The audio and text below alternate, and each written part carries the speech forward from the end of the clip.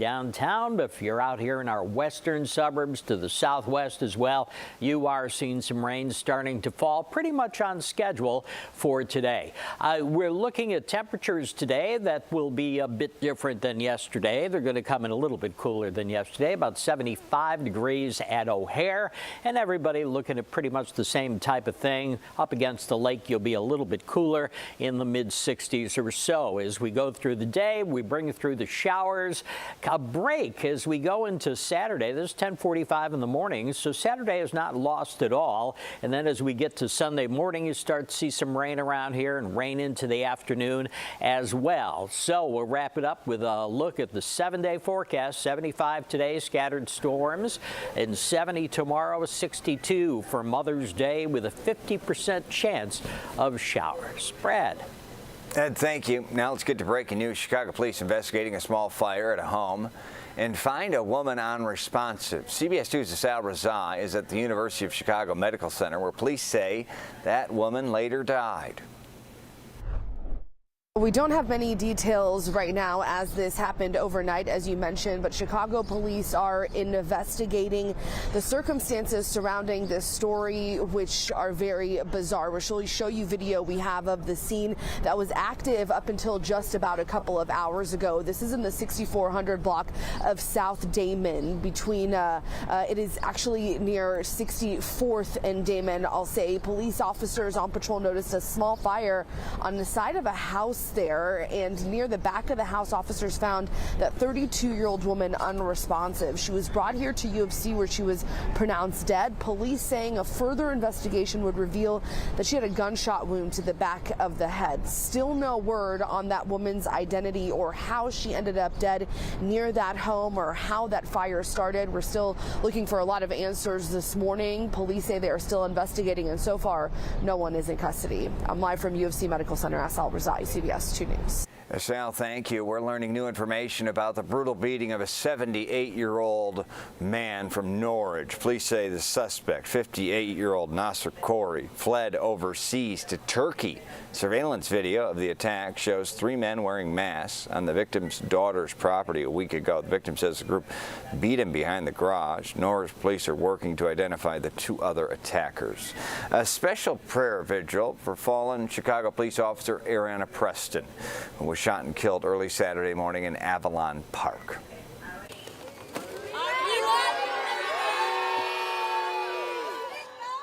Thursday's vigil was held at DeSable Museum. People were encouraged to bring yellow and purple and white balloons for a balloon release. Preston's mother and father spoke at the event. Ariana always saw the best in everything. She had so many goals, dreams. She was a super kid. I appreciate all the love and support that you guys are giving my family and my daughter, and we definitely got to make some changes around here.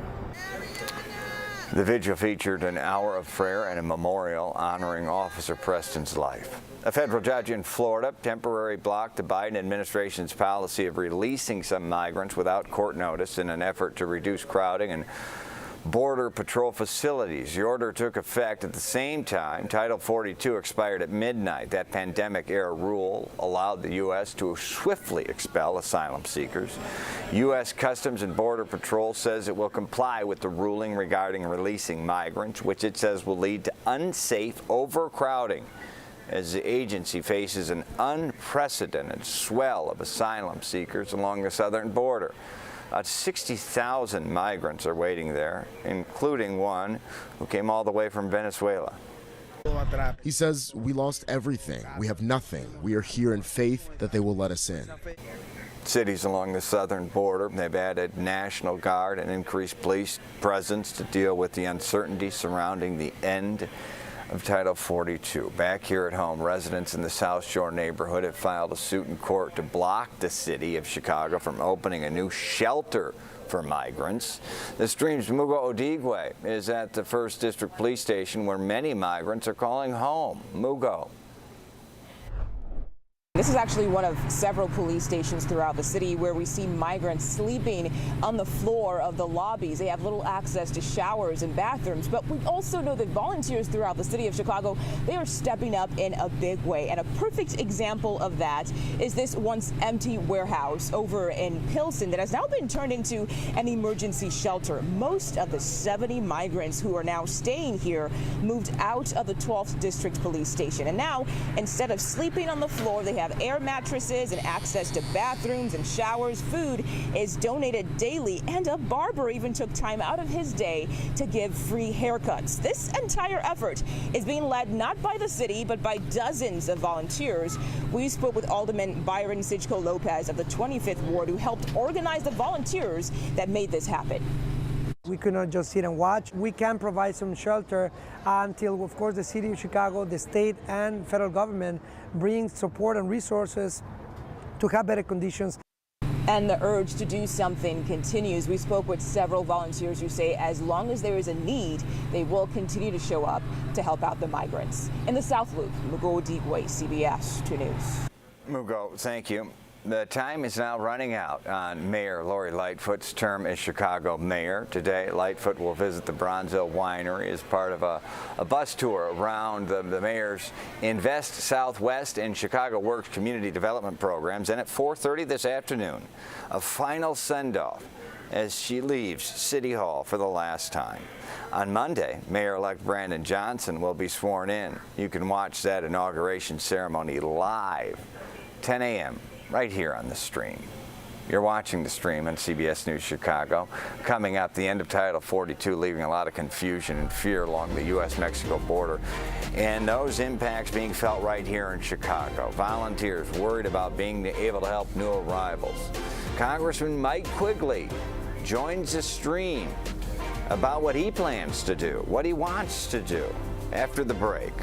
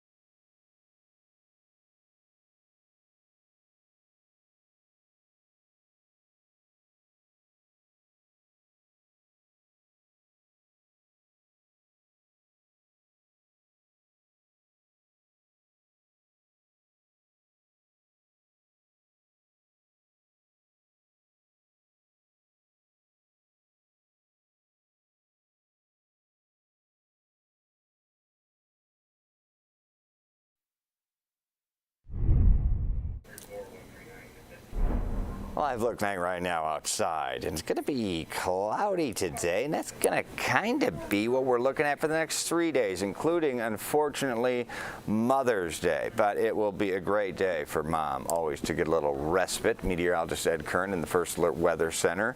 Ed, you've got more cameras than I do, apparently, all over the place. You've got, what, a baker, no, not a baker's dozen, an actual dozen. Actual dozen. Yeah, I could add another one. Well, you just showed one, so that'd be the baker's dozen. Yes, okay. So the one there and 12 here, and yeah, unfortunately cloudy everywhere we look, so we can't find that camera that gives us a real positive look out here.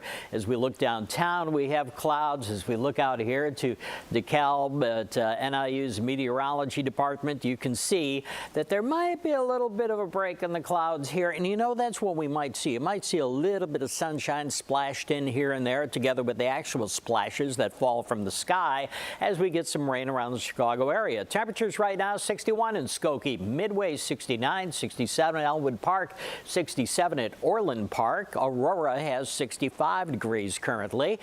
We do have rain that's on the radar. It's moving in from the west, southwest here. As you can see, we have rain all the way up to Aurora and Joliet, and it's headed in the downtown direction here, and also down to the south in northwest Indiana. You're starting to see rain moving into Lake County, Indiana as well. So we'll see showers today. You could see a glimpse of the sun. Not real hopeful, but you could. And that'll tend to ramp up as we go later on in the day, that you'll see the showers around here. Temperatures aren't bad. Temperatures come in certainly cooler than yesterday, but 75 degrees, not bad this time of year at all. You ought to be below 70. Here's what we're looking at as we go through Saturday. Look at this.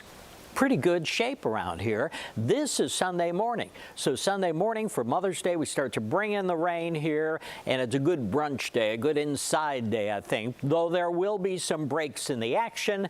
You will see rain early and a chance to see rain a little bit later on, but this is 1 o'clock in the morning on Monday as this stuff continues to pull out of the picture.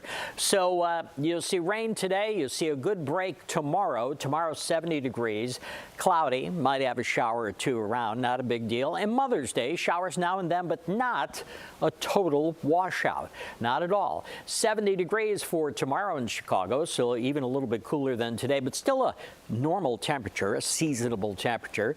75 degrees for today, scattered storms, 70 on Saturday.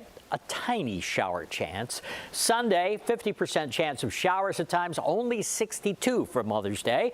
And then we're back to look, sunshine in the 70s as we start off the new week. Brad? All right, Ed, thank you. As we keep an eye on your world this Friday morning, the former Marine seen putting a man in a deadly chokehold will surrender to police today. Daniel Penny is facing second-degree manslaughter charges for the death of Jordan Neely on a New York City subway. After the video of Neely's death spread on social media, protests ignited across the country calling for Penny's arrest.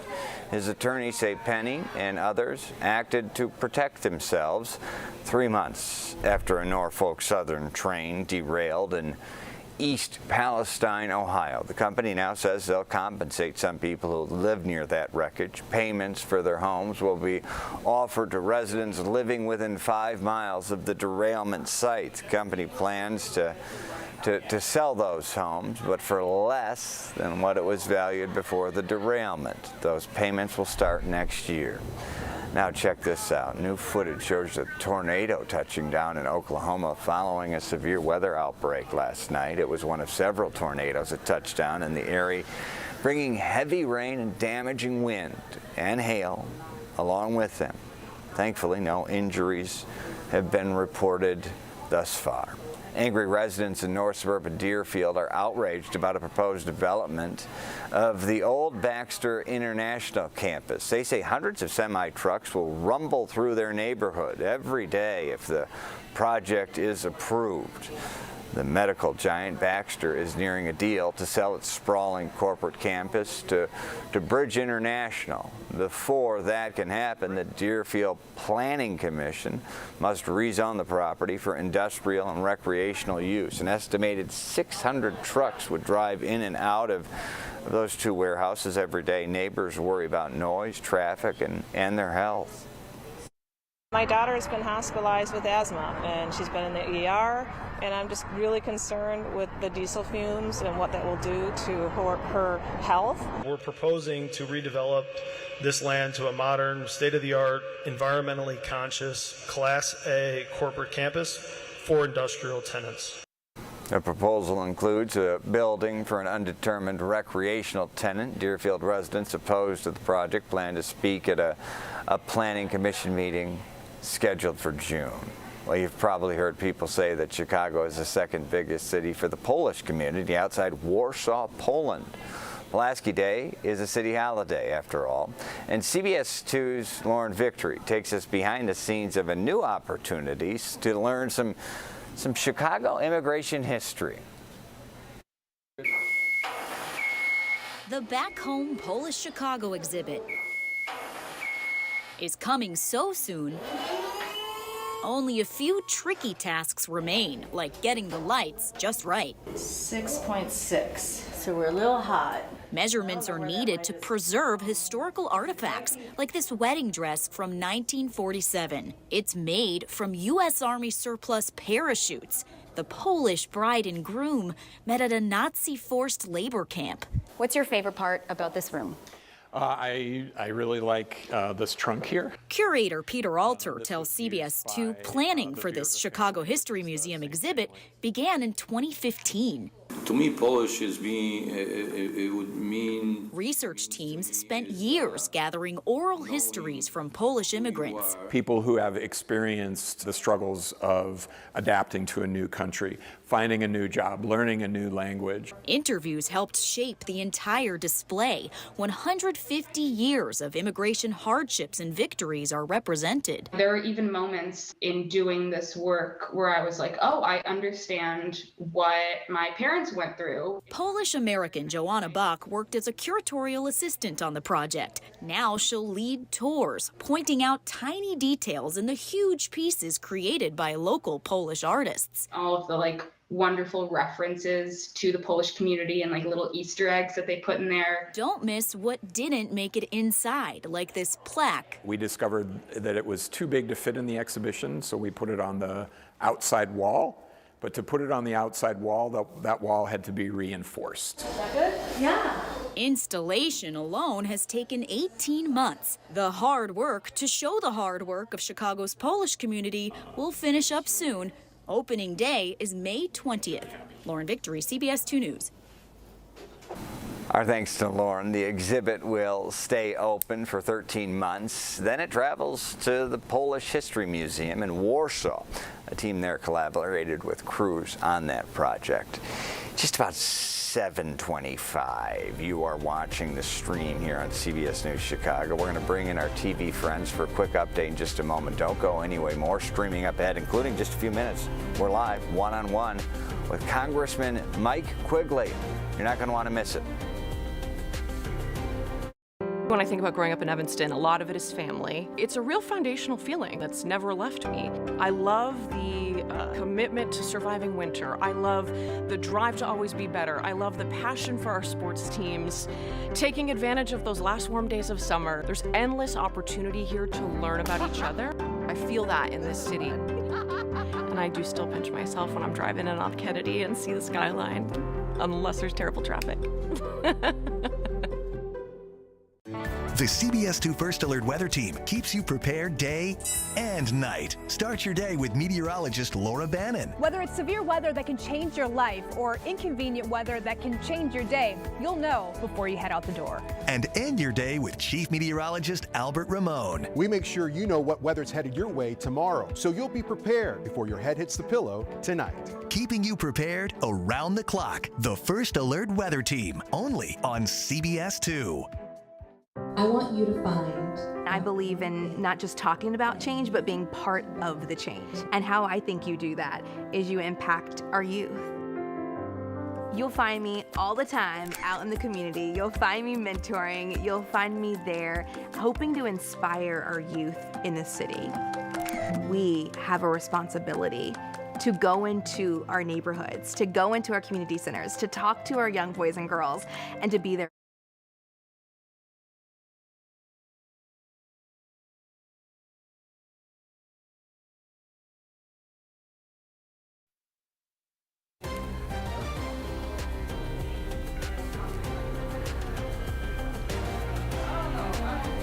Happy Friday. I'm Brad Edwards with your headlines on CBS 2 and CBS News Chicago. Let's first go to meteorologist Ed Curran for today's forecast. Ed, good morning. Morning. Cloudy outside and mild outside, though, is what we're looking at right now. We have a situation which we have a lot of clouds, but a decent temperature of 69 degrees. East winds at net 5 miles per hour currently. Rain has entered our western and southwestern and southern suburban areas and into northwest Indiana here. We'll have rain on and off today, 75 degrees, 70 tomorrow, with tiny chance of rain, and then a better chance of rain for Mother's Day with a high of only 62 degrees. Brad?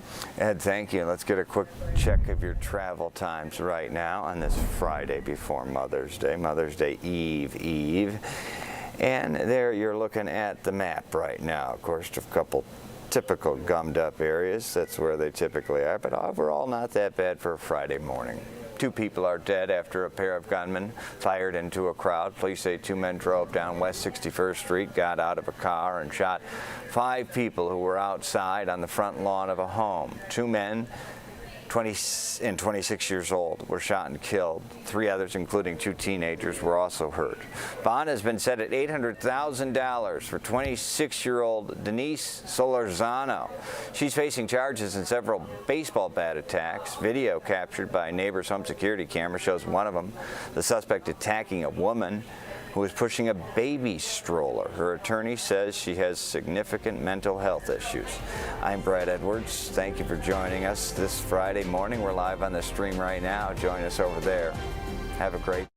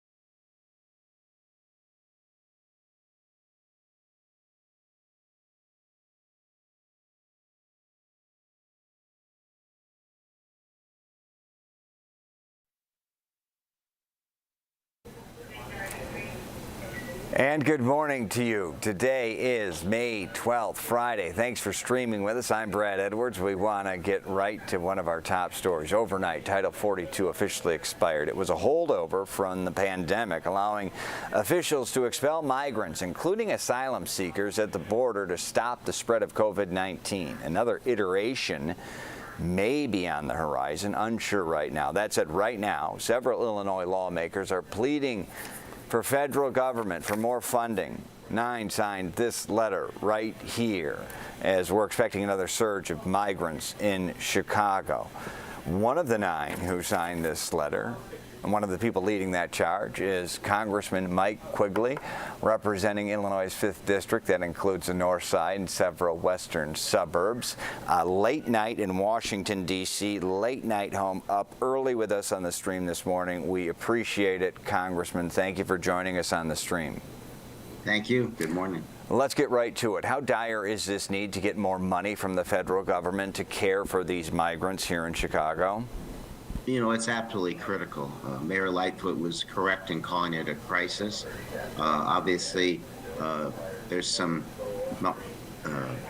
anger in sending migrants up here and treating them so horribly by the Texas governor. But at that point in time, for the benefit of those people who are suffering, we need the best we can. So in 2022, the federal government sent about $5.3 million to the city of Chicago, about 1/14 the amount the city actually spent. Recently, FEMA sent another $4 million, which is, again, a small fraction of what the costs that cities like Chicago are incurring and going to incur in the coming months. So we are talking now sub $10 million from the federal government. We know Chicago has spent roughly $75 million on migrant resources. That's directly out of their coffers, our coffers. So would this extra funding solve or at least ease the issue, or is it more of a Band-Aid to get through an anticipated surge? Because who knows where this thing's going, right? Right. No, and I think that's the fair question, is what are we doing long term? You know, if you want the broadest picture, the longest term picture, you have to address the crisis in those home countries. You know, there's justifiable reasons that people are leaving. In this case, Central America. They're leaving political and economic turmoil, and they're moving toward a better life. Something, you know, my ancestors did in the 19th century. So we have to, from diplomatic means, try to stop that, to end this at some point in time. In the meantime, the president's doing the right thing. You know, I'm hoping he's going to continue to send this aid, but also he's, you know, moving to secure the border with an unprecedented level of assistance there to address this issue. Yeah, we're seeing a lot of the migrants coming from Venezuela. I mean, that is not Mexico. That is South America, through Central America, through other means. So these are people desperate to flee from whence they came. In this letter, you're also asking the Department of Homeland Security to speed up the opening of its shelters and services programs. It's been a major concern of the last year. And also a major concern now, because there's just so many sides to this. You know, where do you open the shelter, so on and so forth. We see this fight now in South Shore to not open up a shelter. We're not going to go there. But what's the holdup with the ask? And what happens if we don't get the ask? The holdup with the ask is, I'll be quite frank, I don't think they have a program close to being stood up, and that's a problem. We've been asking that behind the scenes directly with them, and obviously this letter made it very, very public, but it's part of this problem. You know, the FEMA assistance is one half of this. This program that has been supposed to have stood up for a long time is another. And let's appreciate that this is the most recent crisis. So we recognize this has taken place in international history in the last several years. Syria, Afghanistan, obviously now Ukraine, and of course Central America. So the Statue of Liberty doesn't hold up a stop sign. It's not convenient, it's not easy, it's expensive. It's a large part of who we are as a country. But we need to use diplomatic means to address those crises at their points. I mean, to secure our borders, we need to pass comprehensive immigration reform, which used to be a bipartisan issue. In my time in Congress, I saw bipartisan, bicameral efforts to pass comprehensive immigration reform. that at the last point failed. And it is really a loss for our country, because in the end, we appreciate that our strength is our diversity, and that comes from immigration. Obviously, sometimes it's not neat and clean and easy, and this is a very difficult time, but we need to address it over a long-term period of time. And I think it's important to also say that President Trump, when he put this system in place, basically all he did was delay it. The people who were pushed back on this during the pandemic have only come back time and again. The problem came back after President Trump left office. You've got to address these issues at their core and not have some facade to try to cure it.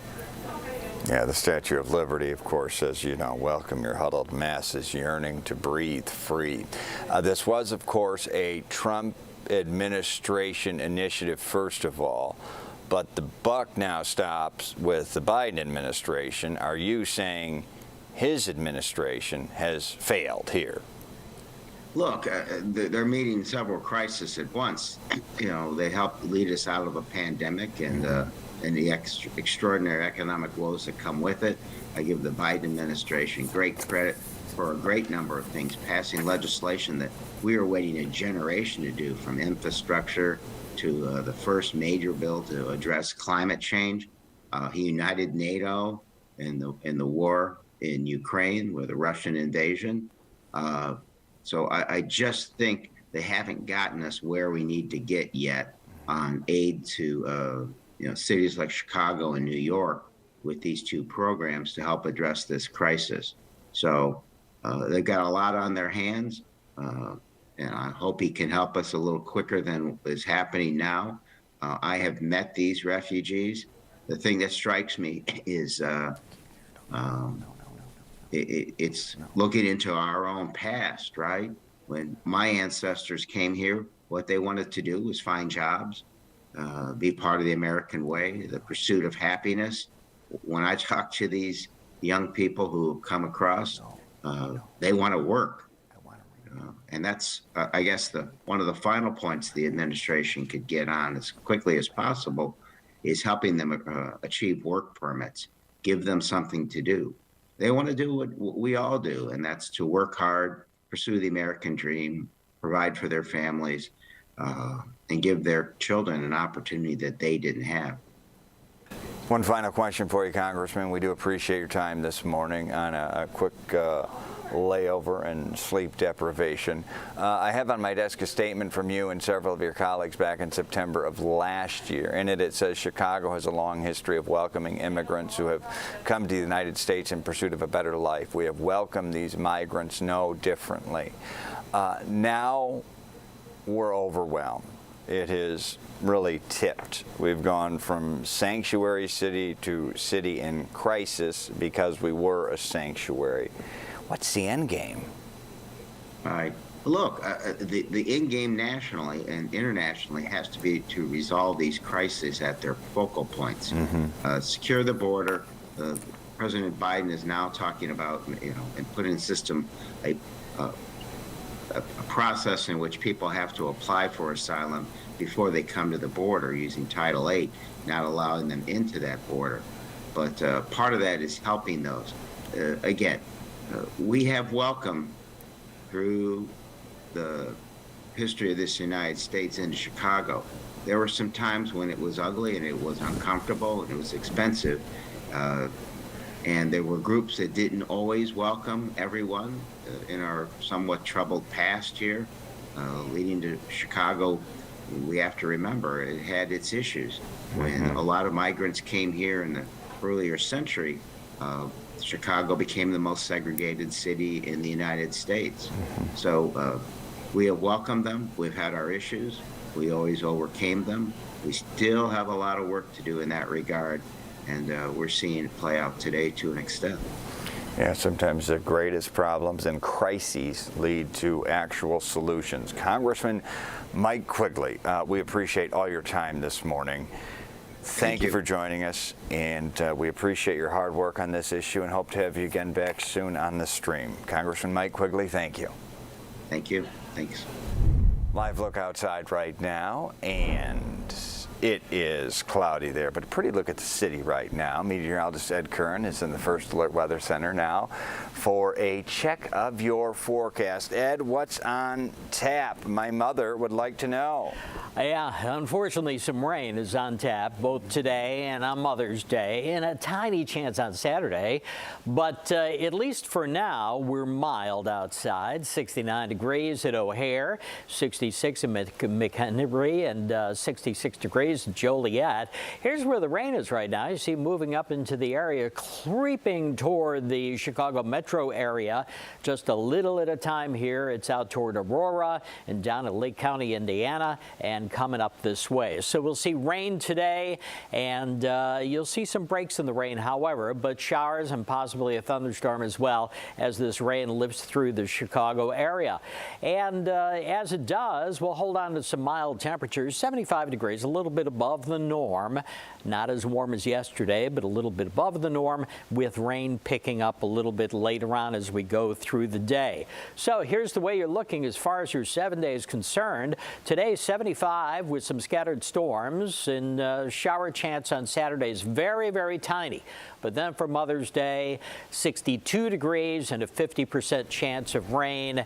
Good brunch weather. And then Monday through Thursday, sunshine and back to the 70s. Brad? Okay, good brunch weather. Thank you, Ed. And now to breaking news update. 2 armed men opened fire into a crowd of people in Inglewood, killing 2 people. 5 total were shot.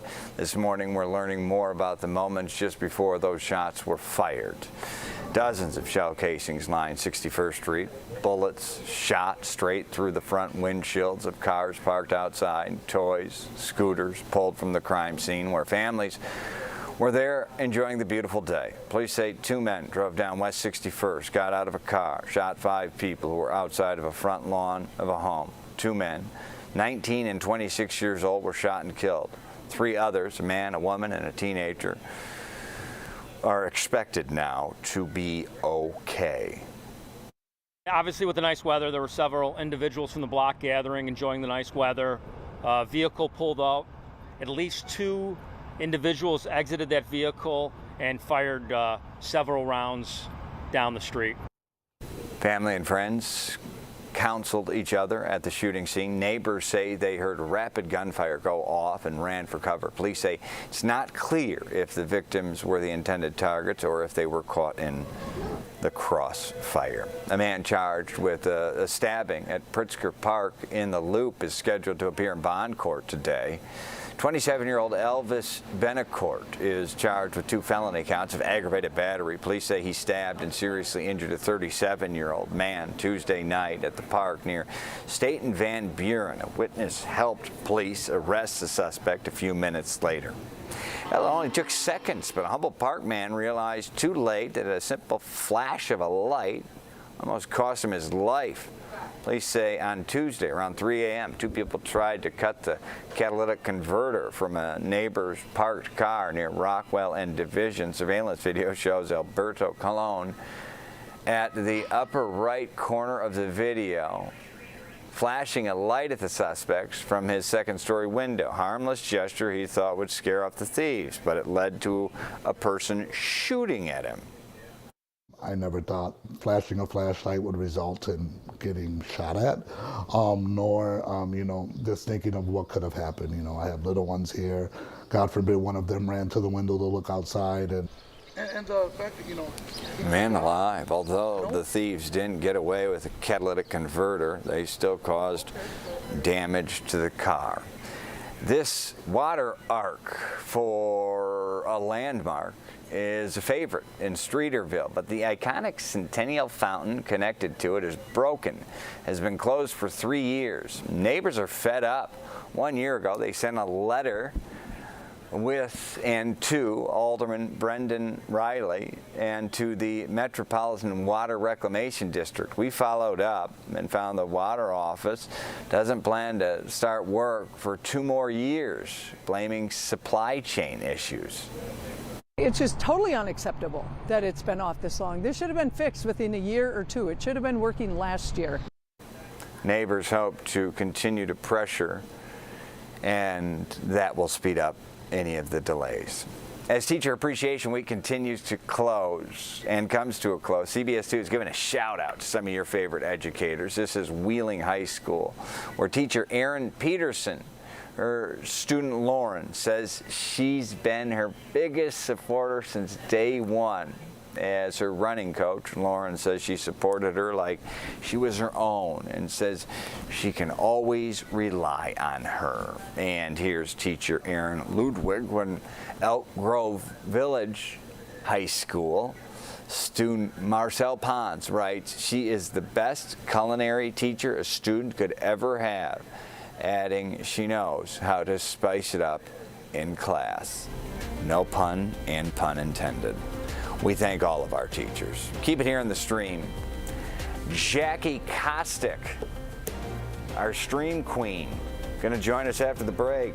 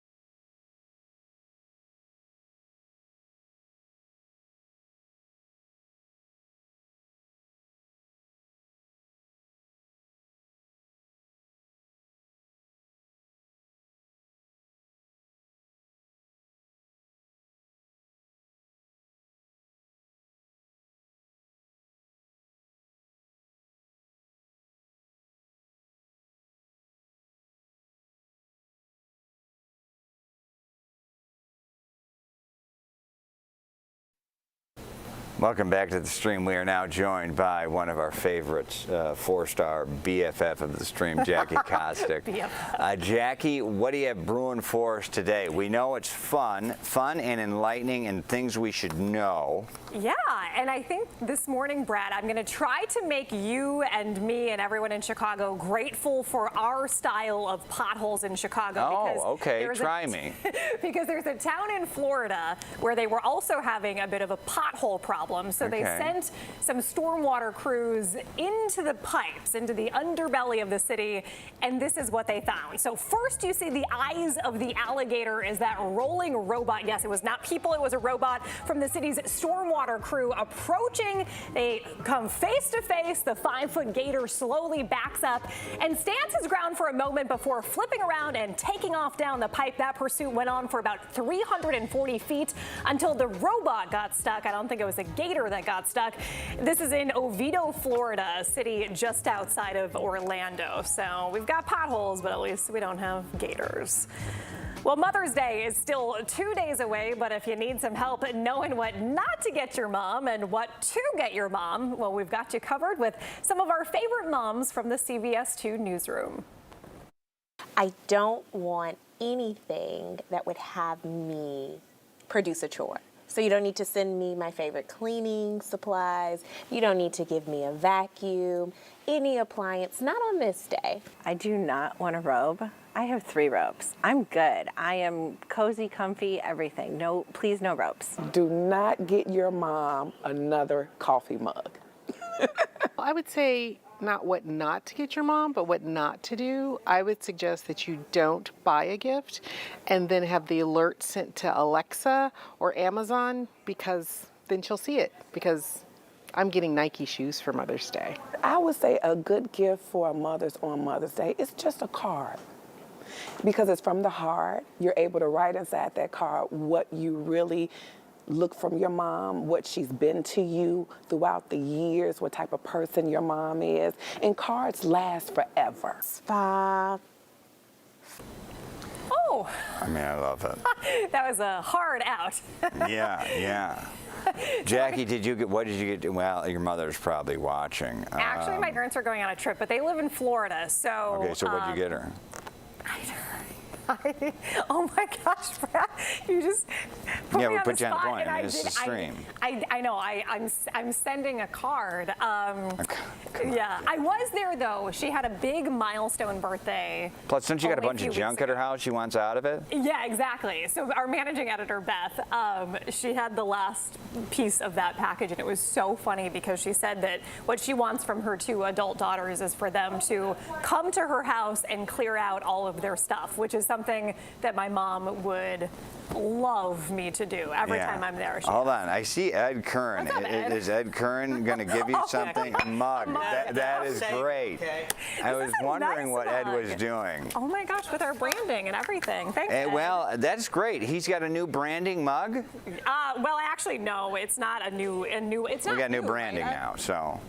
Send it to your mom. You're all set. Oh, send it to my mom, and we're all set. So Okay, I will great. ask my mom. What I she think thinks of Ed's wife gets a new mug every time we get a new graphic, every Mother's Day, a new graphics package, and that happens every year. So he's all set. I got my mom, just FYI, Gerbera daisies. That's her favorite. See, that's a beautiful gift. Yeah. Well, I love my mom, and God, we all love our mothers, right? And if we don't, we have to say it on the stream. So Happy Mother's Day, Moms. yes, happy Mother's Day to all the Mother's Day out there, especially here at CBS 2, who work so hard and hold it down here, and are many of them mothers to us as well. Jackie, thank you for joining us. Of course, Brad. All right, have a great weekend. You too. Now to the Health Watch. Experts say cancer treatments are being drastically affected by current drug shortages in the U.S. It includes about 24 different chemotherapy drugs impacting treatment for a broad range of cancers. Experts say unlike other drugs, there aren't often alternatives for chemotherapy, and believe increased demand is causing those shortages. A new study shows fewer teens are ending up in the emergency room for mental health conditions, suicide-related behaviors, and drug overdoses. That's according to the CDC.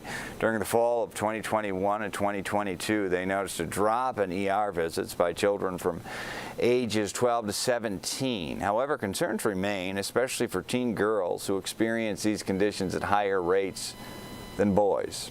So let's take a live look right now outside and from the sky deck. This is courtesy of EarthCam. Love this shot. You're looking at Lake Michigan, of course. Did I have to tell you that? Of course not. But a beautiful shot of the city. We'll be right back. When I think about growing up in Evanston, a lot of it is family. It's a real foundational feeling that's never left me. I love the commitment to surviving winter. I love the drive to always be better. I love the passion for our sports teams, taking advantage of those last warm days of summer. There's endless opportunity here to learn about each other. I feel that in this city. And I do still pinch myself when I'm driving in off Kennedy and see the skyline, unless there's terrible traffic. The CBS 2 First Alert Weather Team keeps you prepared day and night. Start your day with meteorologist Laura Bannon. Whether it's severe weather that can change your life or inconvenient weather that can change your day, you'll know before you head out the door. And end your day with Chief Meteorologist Albert Ramon. We make sure you know what weather's headed your way tomorrow, so you'll be prepared before your head hits the pillow tonight.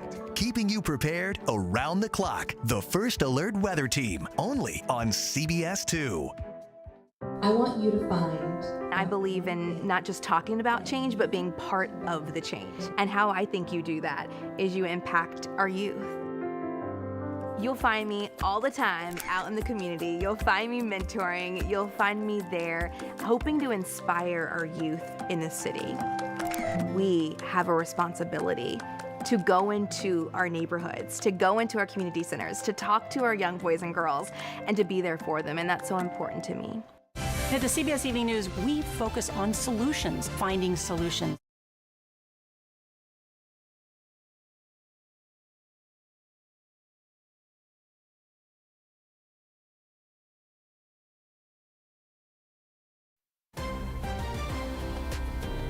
This is CBS 2 News. I'm Brett Edwards with your headlines on CBS 2 News and CBS News Chicago. Happy Friday. Let's go to meteorologist Ed Curran for today's forecast. Ed. Well, it's cloudy outside, even though Grant Park looks beautiful and has popped so green out here, but we have lots of clouds. We have 70 degrees, so very mild temperatures with a calm wind at O'Hare right now. Here's where the rain sets up from DeKalb County all the way back to northwest Indiana, and it's moving up in a northeasterly direction, so if you haven't seen rain yet, you will soon. We'll have showers. A few storms today are possible, 75 degrees, tiniest chance of rain on Saturday with 70. Mother's Day, 62 degrees and a 50% chance of rain, and then the weather improves. Brad? All right, after we green it up a little more. Thank you, Ed. Quick check of your travel times this morning. And there you can see, not bad. That is a lot of green, and typical places that are slow are running a bit slow, but not too slow this morning. We are getting a peek at Chicago's future casino. Bally's released new renderings of its casino and hotel building. Construction will begin in River West late next year. The casino is set to open 2026. Mayor Lori Lightfoot's term as mayor is coming to an end. And today, Lightfoot will visit Bronzeville's winery as part of a bus tour around the mayor's Invest Southwest and Chicago Works community development programs. The final send-off will happen this afternoon at City Hall, 4:30. Our final send-off. Don't forget, Mayor-elect Brandon Johnson will be sworn in Monday. You can watch that right here on the stream. I'm Brad Edwards. Thank you for joining us, be it on stream or TV.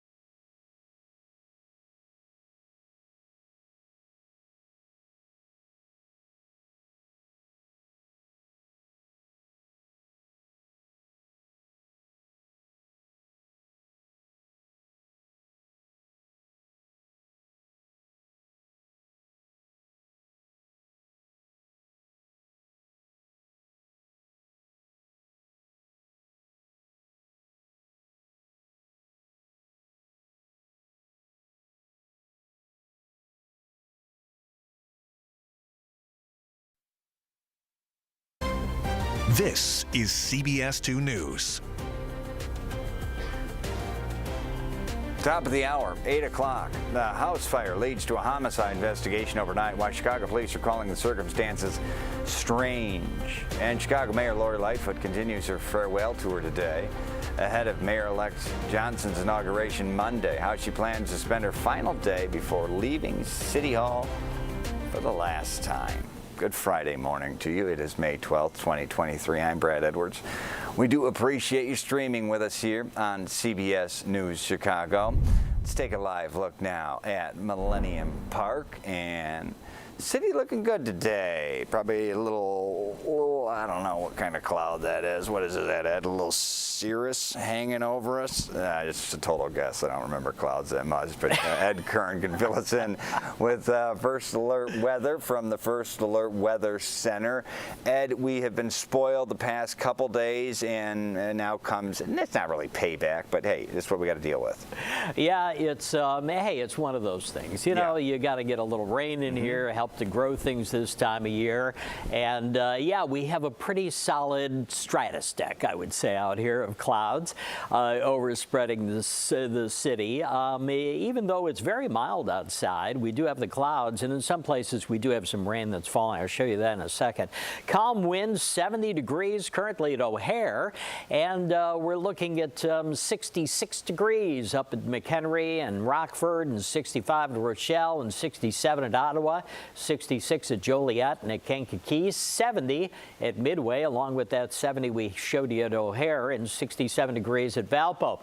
Here's where the rain sets up. It's running here from DeKalb and Rockford all the way down on an angle to northwest Indiana, and everything here is moving up to the northeast, and it'll continue to do so and overspread the area with rain as time goes on. The rain should pick up as we go through the day here.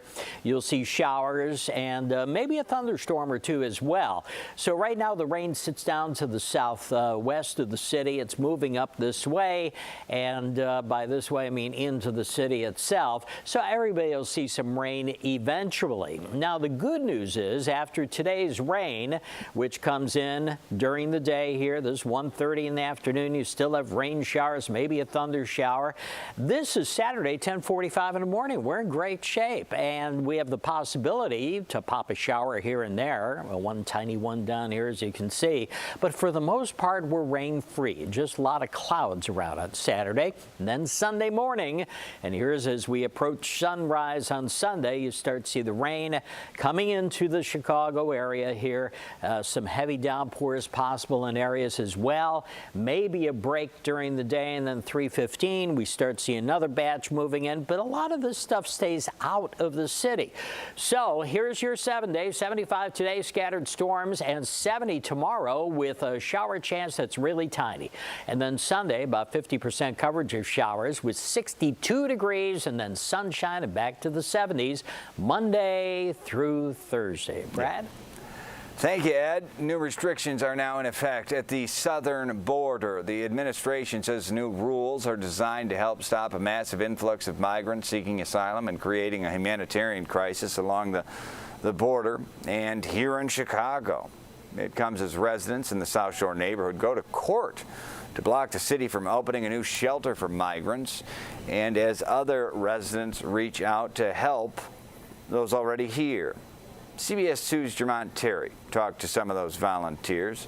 He reports from the 1st District Chicago Police Station with their stories. The Holy Bible. The Holy Word stays on Sylvia Mares' dashboard as she travels around the city. Because it's my protection. To be driving everywhere and where nothing happens to me. And these days, she's doing a lot of driving.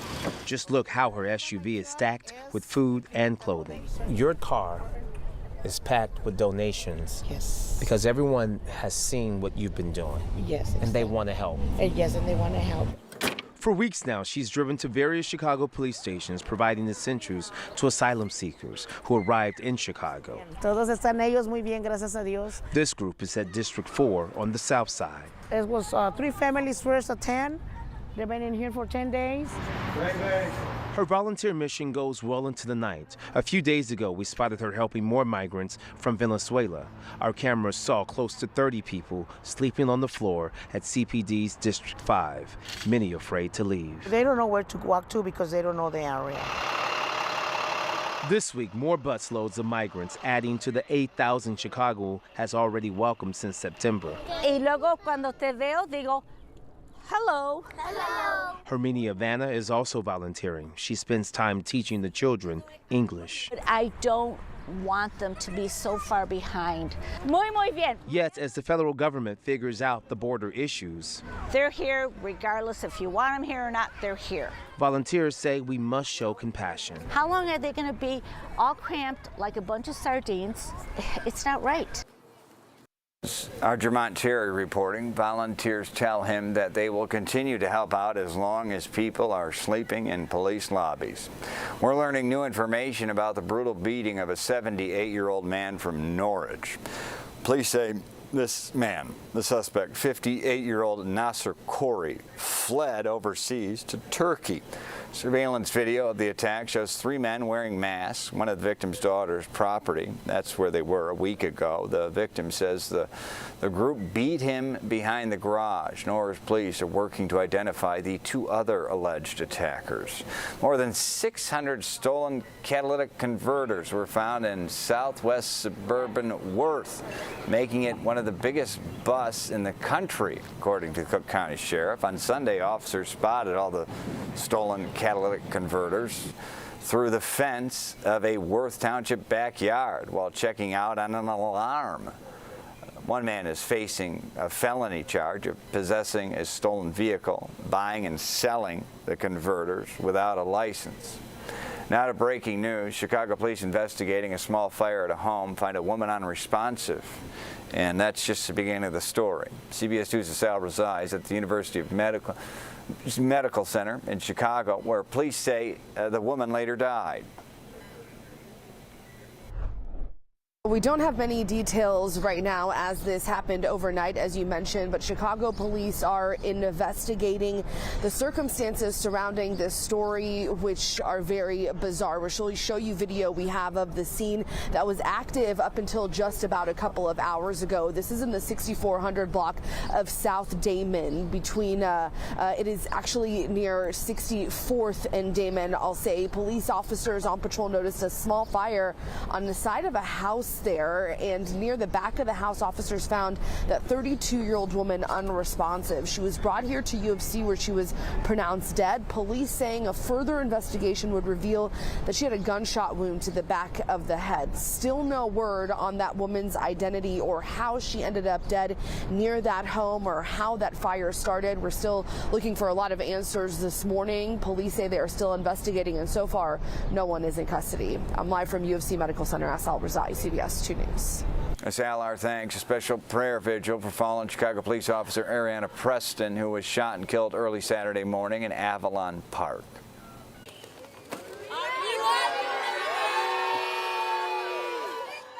Thursday's vigil was held at the DeSable Museum. People were encouraged to bring yellow, purple, and white balloons for a balloon release. Preston's mother and father spoke at that event. Ariana always saw the best in everything. She had so many goals, dreams. She was a super kid. I appreciate all the love and support that you guys are giving my family and my daughter, and we definitely got to make some changes around here. The vigil featured an hour of prayer and memorial honoring Officer Preston's life. Angry residents in North Suburban Deerfield are outraged about a proposed development of the old Baxter International campus. They say hundreds of semi-trucks will rumble through their neighborhood every day if the project is approved. The medical giant Baxter is nearing a deal to sell its sprawling corporate campus to Bridge International. Before that can happen, though, the Deerfield Plan Commission must rezone the property for industrial and recreational use. An estimated 600 trucks would drive in and out of the 2 new warehouses every day. Neighbors worry about noise, traffic, and frankly, their health.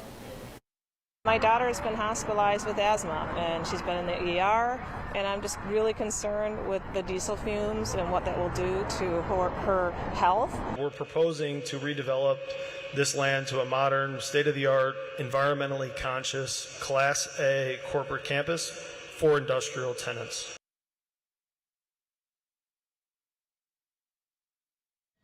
And as you can see, that is what the development will look like.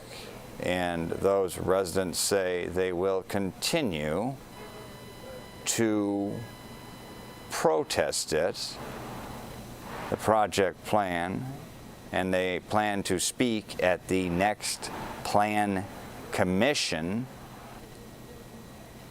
that is scheduled for June.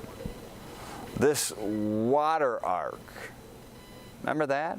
There's a landmark and a favorite in Streeterville, but the iconic Centennial Fountain connected to it is broken and has been closed for 3 years, and neighbors are fed up.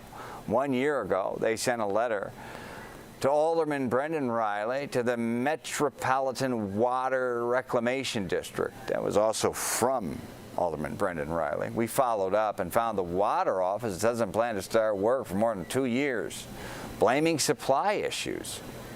It's just totally unacceptable that it's been off this long. This should have been fixed within a year or two. It should have been working last year. Neighbors hope continued pressure will speed up said delays. While time is running out on Mayor Lori Lightfoot's term as Chicago mayor. Today, Ms. Lightfoot will visit the Bronzeville Winery as part of a bus tour around the mayor's Invest Southwest and Chicago Works community development programs. Then at 4:30 this afternoon, a final send-off as she leaves City Hall for one final time. On Monday, Mayor-elect Brandon Johnson will be sworn in. You can watch that inauguration live. 10 a.m., all the festivities. It's a sold-out event right here in the stream. You're watching this stream, CBS News Chicago. Coming up, we are taking you to a Southside restaurant that's inviting other businesses into their space for a pop-up marketplace. The stream's Jamaica Ponder has the story after the break.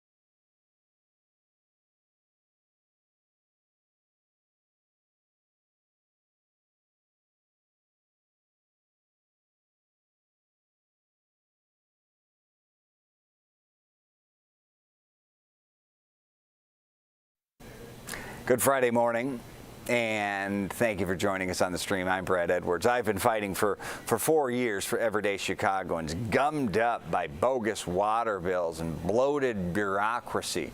Our award-winning series, Getting Hosed, has helped dozens of Chicagoans, and now finally it appears as though our reporting just might help fix a system. I sit down with 3 members of the incoming and upcoming City Council to outline the problem and potential solutions. William Hall, 6th Ward. Gilbert Villegas, 36th Ward. Ronnie Mosley, 21st Ward. And we've been chasing the city for... When I did this first story 4 years ago, there's nothing more boring than a water bill. It became the most boring thing ever to the most riveting, regressive government oppression I've seen. And it's water bills. Because of your reporting, I'll be working with my colleagues to make sure that we're beginning to address this issue. I think that we'll finally put an end to this thing this year. We're going to hold hearings with the Department of Water Management and Department of Finance. After we fixed dozens of bills under Mayor Lori Lightfoot, they refused to answer any more questions. What if they refuse to answer your questions? I can tell you that they're not going to refuse to come because of the fact that we're the body that appropriates their budgets. So over the years, I've seen my water bill increase. Chicago water rates have quadrupled in 20 years. But I've also seen the lack of investment in infrastructure. Chicago has nearly 400,000 lead service lines. Those are pipes made of lead delivering water to homes and potentially delivering lead. We've measured illegally high amounts of lead in drinking water in said homes. The danger that we have is that we are on the verge of another Flint crisis. So we got to figure a way to address this issue. This is impacting predominantly African American and Latino communities. Villegas plans to fight for billions in federal funds to replace the pipes. He estimates to replace all of Chicago's lead water lines, it will cost $9 billion. But that will also mean jobs. I want to make sure that our residents are the ones that are doing that work, that they have the skill sets, the certifications, the licenses to participate in the rehabilitation and revitalization of our ward. These are hypothetical. No water. Right now, as we've shown, the system is broke.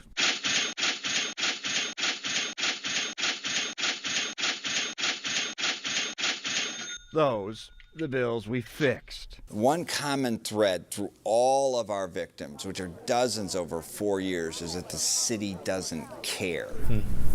Yeah. How does that make you feel?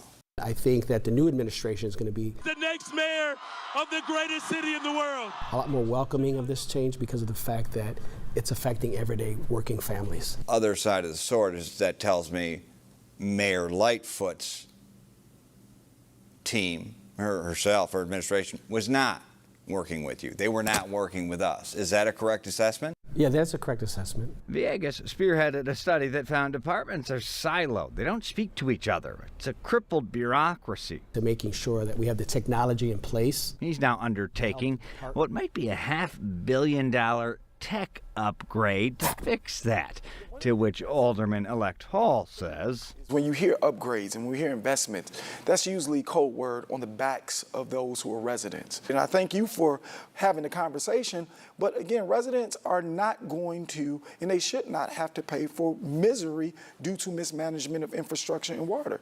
That's unacceptable. As for the bills, Alderman-elect Mosley has an idea. This can't be another email that just goes unread and time goes by. I would invite the water department to come to the 21st Ward and my residents to bring their bills with them so that we can go through them together and figure out the cost savings and bring forth a solution. And there you go, 21st Ward getting hosed, maybe a water bill day.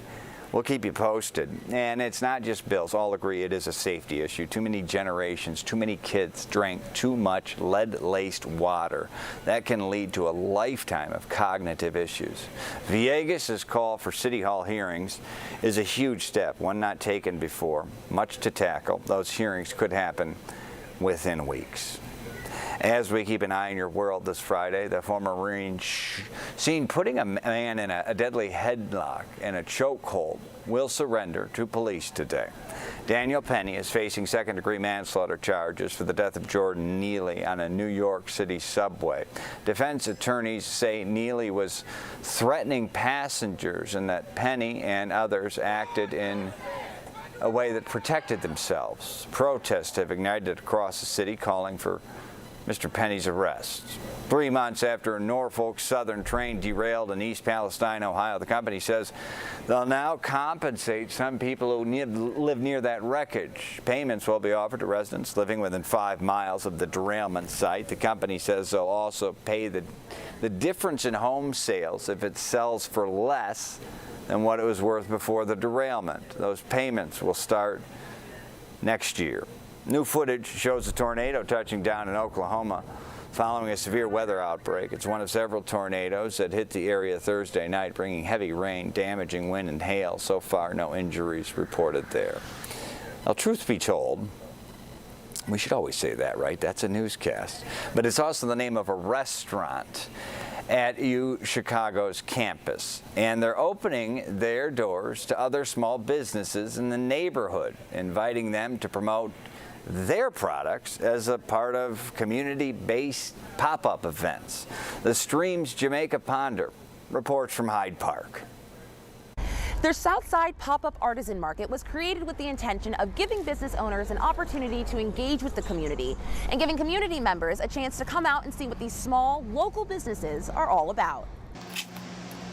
If you look beyond the kitchen, you'll see that, truth be told, there's a lot more than just dinner going on inside the Southside Eatery. They reached out because they wanted to activate their space and bring in local Southside businesses.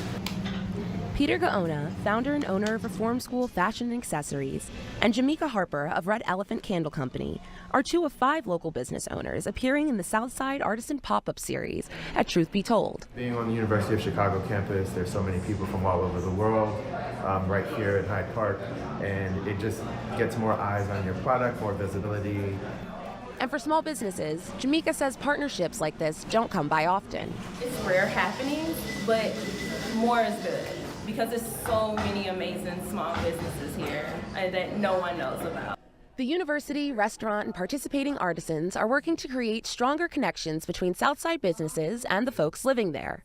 And that's what Truth Be Told has made me feel like. It's just like, okay, I am a part of the Southside. This is working. This is real. So yeah. The Southside Artisan Pop-Ups started at the beginning of May and are slated to run every alternating Wednesday through the end of June, with the next pop-up happening on Wednesday the 17th. So you can come down here, grab a drink and a bite to eat while checking out some handcrafted products from small businesses, all located right here on the city's South Side. I'm Jamaica Ponder in Hyde Park, CBS News Chicago. Sounds like a perfect Saturday to me. And a live look now at beautiful Chicago from the sky deck, courtesy of Earth Cam. When we come back, we'll tell you about one Chicago public school who's mixing up their menu. Good school menu? We'll be right back. When I think about growing up in Evanston, a lot of it is family. It's a real foundational feeling that's never left me. I love the commitment to surviving winter. I love the drive to always be better. I love the passion for our sports teams, taking advantage of those last warm days of summer. There's endless opportunity here to learn about each other. I feel that in this city. And I do still pinch myself when I'm driving in on Kennedy and see the skyline, unless there's terrible traffic. The CBS 2 First Alert Weather Team keeps you prepared day and night. Start your day with meteorologist Laura Bannon. Whether it's severe weather that can change your life or inconvenient weather that can change your day, you'll know before you head out the door. And end your day with Chief Meteorologist Albert Ramon. We make sure you know what weather's headed your way tomorrow, so you'll be prepared before your head hits the pillow tonight. Keeping you prepared around the clock. The First Alert Weather Team, only on CBS 2. I want you to find. I believe in not just talking about change, but being part of the change. And how I think you do that is you impact our youth. You'll find me all the time out in the community. You'll find me mentoring. You'll find me there, hoping to inspire.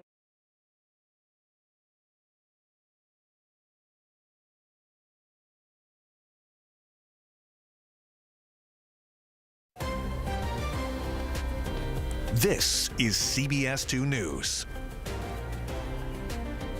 Good morning. I'm Brad Edwards with your headlines at CBS 2 News and CBS News Chicago. Happy Friday. Let's get to meteorologist Ed Curran. Ed Curran, we're zeroing in on Sunday, of course, for mothers. Yeah, absolutely. And unfortunately, we see rain today, and we will see rain on Sunday as well. Looking at 70 degrees at O'Hare right now and 70 degrees at Midway. Here's where the rain sets up. It's from the corner of McHenry County here, moving down on an angle into northwest Indiana, and this is moving to the northeast and will overspread the Chicago metro area. South side of Chicago, you're already seeing some of this rain. So we see rain on and off today. Some scattered storms possible, 75 degrees. Pretty good Saturday with clouds, and then Sunday more rain and only 62 for Mother's Day. Brad? All right, Ed, thank you, my friend, and happy Mother's Day to all. While we check traffic, as you can see there, things running pretty smoothly. A lot of green for a Friday. 2 people are dead after a pair of gunmen fired into a crowd. Police say 2 men drove down West 61st Street and got out of a car and shot 5 people who were outside of that house on the front lawn. 2 men in their 20s were shot and killed. 3 others, including 2 teenagers, were also hurt. Bond has been set at $800,000 for a 26-year-old, Denise Solorzano. She's facing charges in several baseball bat attacks. Video captured by a neighbor's home security camera shows the suspect attacking a victim who was pushing a baby stroller. Solorzano's attorney says she has significant mental health issues. Breakfast is improving at Chicago Public Schools. CPS is debuting its new breakfast at the Michelle Clark Academic Prep Magnet High School. The food will be available Tuesdays and Thursdays, featuring homemade, nutritious, popular items. More high schools will get the new food items next year. Sounds delicious. Have a great day.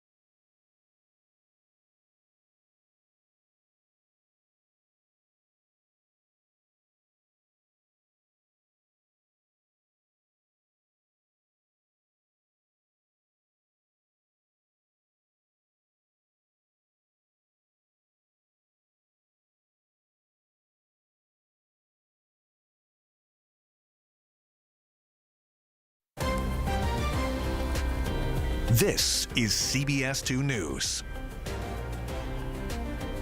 Good morning to you. Today is May 12th. thank you for sharing it with us. It is Friday, of course. I'm Brad Edwards. We appreciate you joining us on the stream. Let's take a live look outside right now, and you are taking a live look at Roll of the Dice. Pretty downtown. Meteorologist Ed Curran is in the First Alert Weather Center now for a check of your forecast. Good morning, Ed. Well, good morning, Brad. We're getting through rush hour just as the rain is starting to make it into the metro area itself. And it's been raining in other areas out to the west and southwest of us. Out at DeKalb, we've seen rainfall. There's DeKalb's meteorology camera out there at NIU. And you can see rainy skies, and that's what's headed into Chicago. So everywhere we look, it's pretty gloomy, but pretty mild, really. 69 degrees in Elmwood Park right now. Midway Airport, 70 degrees. Lombard, you have 68 degrees. Romeoville has 64. And here's where the rain is. You can see the rain moving up to the northeast here, starting to overspread, moving right into the heart of the city here. And soon you'll have some rain downtown if you don't already. There's some little showers popping up there.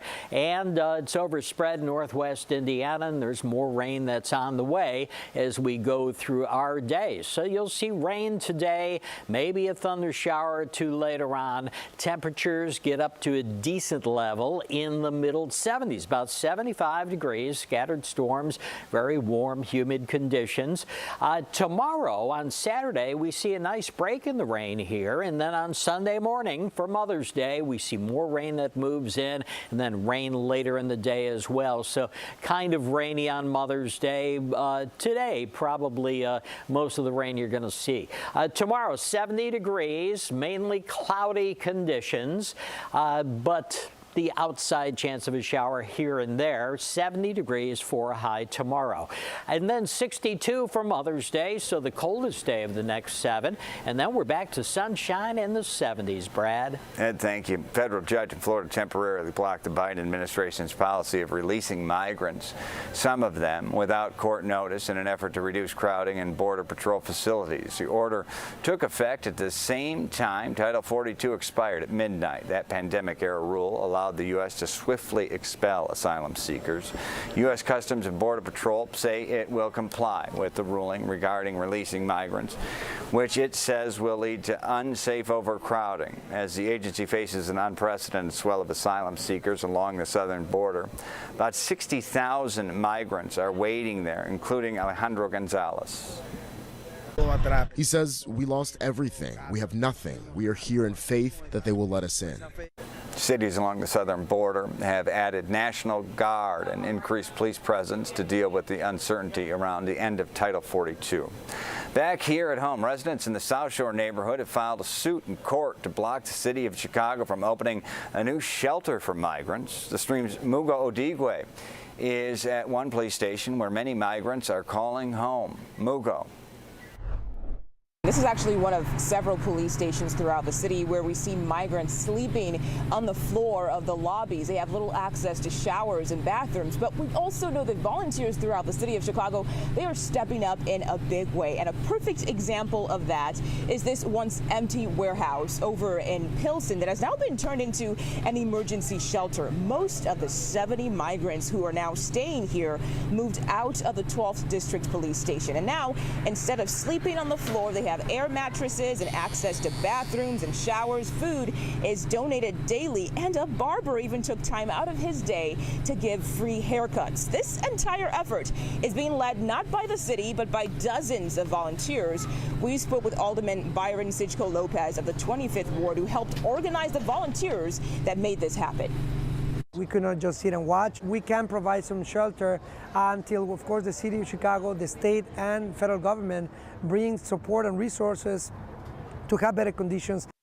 And the urge to do something continues. We spoke with several volunteers who say as long as there is a need, they will continue to show up to help out the migrants. In the South Loop, Mugo Odigwe, CBS 2 News. You. Let's move on to the Money Watch now. Peloton wants you to stop using its fitness bikes pending a fix for the seat. The seat post can break which could lead to a fall or an injury. Peloton received about 35 reports of the seat post breaking and detaching, including 13 injuries. The recall covers bikes with model numbers PL01 sold after January 2018. If you have one, you can call Peloton or order the new seat part online. Twitter could soon have a new boss. Owner Elon Musk says he's found a new CEO to take his spot at top of the social media company. No hints yet on who that will be, but in a tweet, Musk said she will start in 6 weeks. Musk will still remain the company's owner, plans to become Twitter's executive chair and chief technology officer. Mother's Day is this weekend, of course, and according to a new survey, more than 90% of stay-at-home moms experience challenges when trying to re-enter the workforce. 73% say they have experienced bias in the hiring process, and the top challenges, the resume gap, finding a job with flexibility. You're watching The Stream on CBS News Chicago. We sure do appreciate it. Coming up, after 14 seasons, the curtains are closing on CSI Los Angeles. You mega fans of the franchise are certainly grieving, but we've got a gift for you on The Stream, a big gift, not one, but two of its superstars.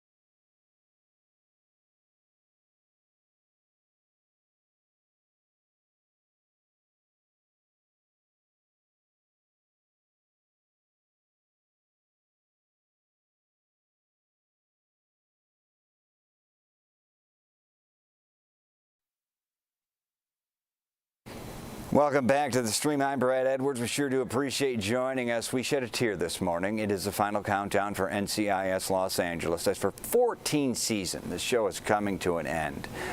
Part 1 of the season finale this Sunday. And joining me to break it down, a special treat, two instant BFFs of The Stream, stars of NCIS LA, Daniela Rua, as I'm told to pronounce, and Eric Christian Olsen. Thanks for joining us. It is LA for you guys time, so it's super early. We appreciate that. 14 seasons. How are you both feeling, reflecting on what is a miraculous run in TV time? Go, Danny. Yeah, I feel super fulfilled. I mean, on a personal level, my entire life happened on this show. I made best friends. I met my husband. I had my children. I bought my first house. As an actress, I grew exponentially, became a director on the show. So literally, life happened for me on this show. So it's my life, everything. So I'm very happy that we managed to end it on a really high note, very positive, and I can't wait for people to see it. Eric? As a kid that grew up 2.5 hours west of Chicago, that came out to LA with $500 in his pocket in a 1984 Chevy Nova, I feel pretty good about it. We had a good run. You know what I mean? 2.5 hours west. Where's that? That is the Quad Cities. Quad Cities, baby. Shout out. Chicago, and I'd go to the Bulls games and the Blackhawks games, and I'd watch the Cubbies. Good for you. Well, congratulations on your success, both of you. Kenzie and Deeks, your characters, have had quite the love story on the show. Has your TV relationship taught you anything about real-life relationships? It's got to after 14 years. That's a good question, Brad. You can start that one off, Eric. Yeah. That's interesting. I don't think we've ever gotten that in 14 years. I mean, yeah, I think we learn from these characters. I think there's art that's brought into your life that forces you to ask questions and how that would relate in your own life. And we have 3 kids, and Danny and Dave have 2, and I'm sure that navigating parenthood. But also because I mean, that's such a great question for live TV. I'm kind of stumped. Well, I mean, I can add part of it. Whatever Daniela learned, she liked whatever traits you had on the show. She went to Dave in real life, right? Well, she got the better version. Right? Yeah, right. Like the crummy TV actor version, and then she got the real former Navy SEAL version. Yeah, so you I got guys, the real tough guy. you guys seem to have a great camaraderie on the show. You do, but that's acting. It's television. Chemistry's got to be hard to keep alive. I mean, ask the stream team producers dealing with me daily. Let alone 14 seasons. Are there any specific things you would do? I mean, to keep things fresh, to keep it not unbearable. It is work. I know it's a dream, but it's a work. I'm going to hang on to the word dream more than the word work. We have this expression in Portuguese, which is if you run for pleasure, it doesn't tire you out. And that's how I have felt about this show this entire time. And I don't think it's difficult to keep chemistry alive, because I think chemistry is something that occurs naturally. And I've had best friends since I was in kindergarten. My 2 female best friends are from kindergarten, and we're still best friends today. And there's a reason for that. Eric and I are still friends after 14 years, and family members. And there's a reason for that. I don't think those things can be forced. I think they occur naturally. And if you're lucky enough to be able to work with a group of people where that chemistry happens and is built over time, or happens immediately with some people, then you have it made. And we were lucky enough where that happened with our entire cast. Like, literally everybody adores each other. That's remarkable. And literally, if there's not chemistry, that translates. The viewer's not stupid. You don't last for 14 years. I try to learn one thing every day. What was the Portuguese parable again? If you run for pleasure, it won't tire you out. Quem corre por gosto não cansa. There it is. Okay, great. Portuguese. Can someone? Oh, you are married. Write that down. Someone's gonna write that down. You are married to his brother. Behind you, Brad. They got pencils or scrambling. But also, I think I have this conversation with my kids, which is where passion falls off, discipline picks up. Which is some days it's just going to be hard, and that's the days that the paycheck is earned. Like, where passion runs out, discipline picks up. And you also reframe it on, I have to do this versus I get to do this. And just that reframing allows you to hold on to that gratitude as well, because, I think that gratitude is exactly what Danny's talking about. All right, so we are now on learn overload. This is local TV. We like this is too much. But now your brother is your brother's married. Yeah, that's Dave. Okay, that is fascinating, man. All right, let's just tee it up. I don't have too much time with you, and you guys are fantastic. Sunday night is the beginning of the finale. Tease it up for me, big time. Everyone's Kick it off. Stick around. 14 years. If you've watched it once, this is the episode you got to come back for. Definitely. Join us. You won't want to miss it. Okay, Danielle and Eric, thank you for joining us today. We super appreciate you. Congratulations on a hell of a run. And since you are now friends of the stream, Daniela, a happy Mother's Day to you. We will oblige you as we have a few seconds left. Any Mother's Day shout-outs for the weekend? Because I'm sure your mothers are watching the CBS local somewhere, right? I will shout out to my mama, and I will shout out to my mother-in-law, Jeannie, Eric's mom. I love you both so much, and to everyone who's ever raised a child. How about that? That's remarkable. And we appreciate you. Well said. Well said. And Eric, shout out to Mom in the Quad Cities, or? Yeah, Jeannie Olsen out there in the Quad Cities, and get a shout out to Susie Thunberg there. She's out there she's in Moline, Illinois. Moline. And Yogi's mom and Dan Kelly's mom and all the kids I grew up with, all their moms that kept us alive. Dear God, we owed them everything. I mean, I may cut this and clip that to you. This will be huge in Moline. and the greater Quad Cities. Bless you both. That whole town. If you're a mom in the Quad Cities, you probably kept me alive. All right. Shout out to the whole Quad Cities, every mom. By giving you Whitey's ice cream? Whitey's ice cream, Happy Joe's pizza, you betcha. All right. Hey, thank you both. Congratulations. In dog years, it's like a 1,000-year run in TV, and you guys deserve it. I got to let you go because you got to go somewhere else to do it. But thank you for your work and excellent stewardship of the show over the past 14 years. Bless you both. Thank you.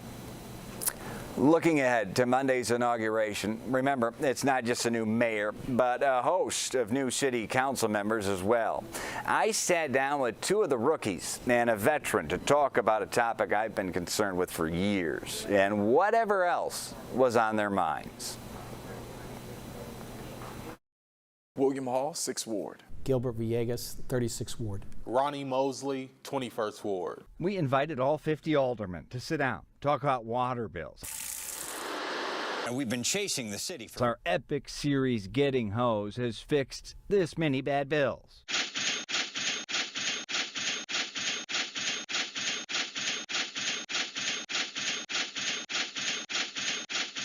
Beyond bills, Alderman-elect Hall thoughtfully spoke of our lead service line issue. We have more than any other in the nation delivering, in part, lead in water to homes in too many cases. Lead damages the brain. Little bits of lead can alter little brains forever. And then we're asking why they're behaving this way. Well, what are they taking in? When you look at the neighborhoods in which these kids are coming from that are committing the crimes, what is the quality of the neighborhoods? No water, no schools, no health care, no jobs, and then you say behave.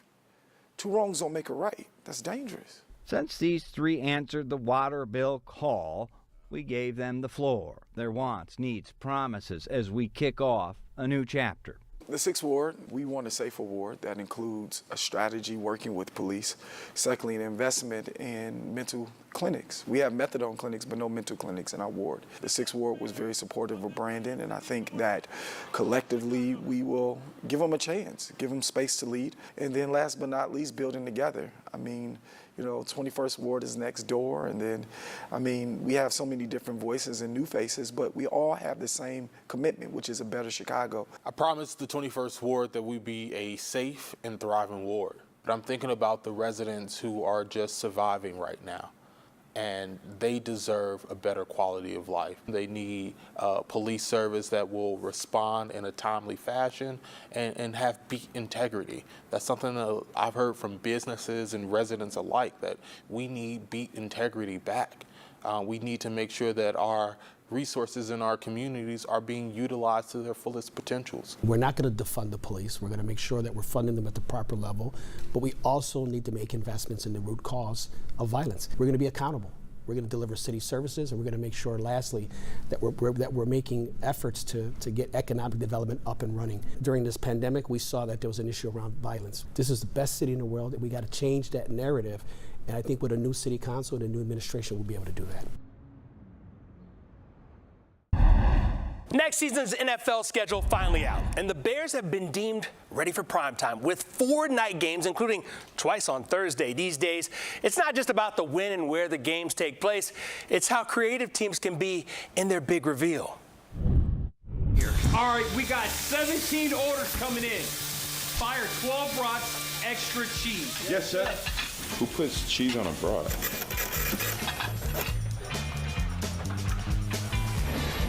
Where y'all think y'all going? No Vikings fans allowed. Step back. You two, if you with her. Hey, if you with the Vikings, get to hiking. The Bears playing off the FX show, The Bear, to unveil their 2023 schedule, which will start and end with matchups against division rival Green Bay. An entertaining 2-minute, 22-second video. Now, after a home opener against the Packers, the Bears spend Week 3 at the Chiefs before Thursday night football in the nation's capital and a Sunday night game against the Chargers. The back half of the schedule includes another Thursday night game against DJ Moore's former team, Carolina, and they're back in primetime in Week 12 for Monday Night Football at the Vikings. To baseball, White Sox trying to stay dry and split a 4-game series in Kansas City after a rain delay. The injury issues continue. Yasmani Grandal tweaking his hamstring on a double. He would have to leave the game early. Sox down 3-1 in the 8th. Luis Robert Jr. hammers one down the line. That is a fair ball. A 2-run double. That ties things up at 3. Still tied in the 9th. 1 down. The winning run on 3rd for Freddie Freeman. Check out what he does. He lays down a bunt to walk it off. The Sox fall 4-3. They drop 3 of 4 in Kansas City. Next up, a home series with the Stros. Kate Drohan and Northwestern battling Iowa in the Big Ten quarterfinal. Northwestern already up 1-0, bottom 4-2 on for Kelsey Nader. That is a deep shot to right center field. Both runs will score on the triple. Northwestern advances to Friday's semifinal with a 3-1 win. They'll take on Nebraska, who beat Illinois. Joel Embiid and the Sixers, a chance to advance the conference finals, trying to eliminate the Celtics. Jason Tatum, ice cold. He was 1 for 13 through 3 quarters, but that's why they played 4. Outscoring the Sixers by himself, 16-13. He buries that 3 to extend the Celtics lead to 8. The fans, they head for the exits. We head back to Boston for a Game 7 after a Celtics 95-86 win. This is one of those years, maybe the first time I can say, I don't know who's going to win the NBA title. There's no odds-on favorite.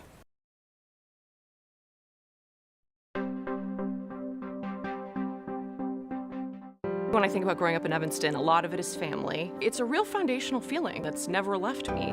I love the commitment to surviving winter. I love the drive to always be better. I love the passion for our sports teams, taking advantage of those last warm days of summer.